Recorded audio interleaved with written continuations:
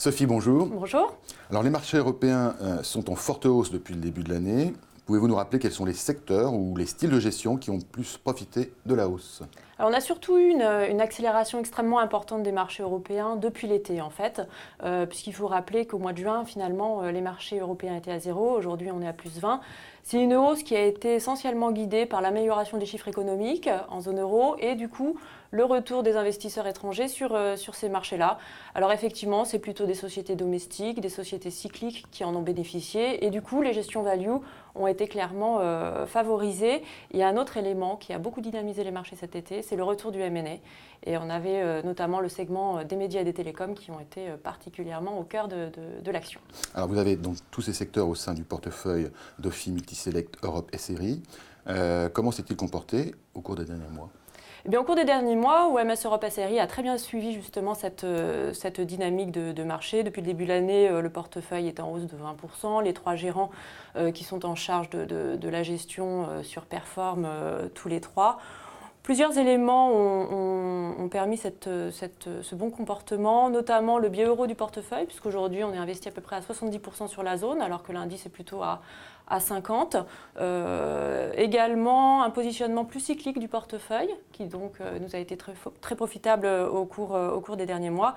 Et nous étions aussi positionnés sur le M&A, et donc très récemment d'ailleurs une société informatique néerlandaise, Unit4, a fait l'objet d'une rumeur de rachat par un fonds de private equity, et donc le titre a pris 50% sur le mois d'octobre. Alors donc bonne performance.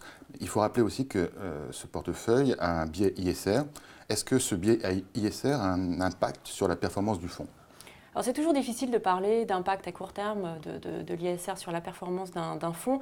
Moi je préfère parler d'une meilleure maîtrise du risque grâce à l'intégration de process ESG dans une gestion.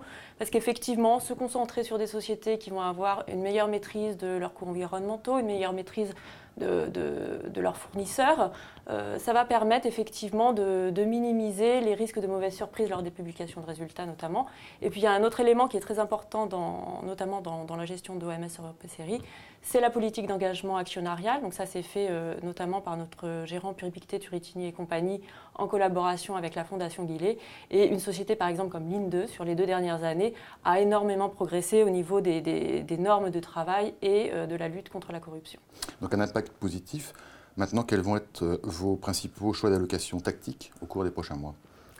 Alors je dirais que par rapport à cette amélioration du contexte en zone euro, on reste finalement sur les grands thèmes qu'on a mis en place sur les derniers mois, à savoir toujours un biais important sur la zone euro, puisqu'on croit beaucoup effectivement à l'amélioration économique de la zone, avec des valorisations aussi extrêmement favorables.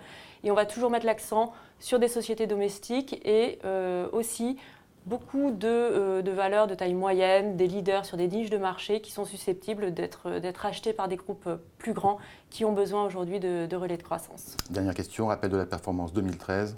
Alors en 2013, OMS Europe SRI est en hausse de 20%, donc en avance de 1% à peu près par rapport à son indice de référence. Sophie, merci. Merci.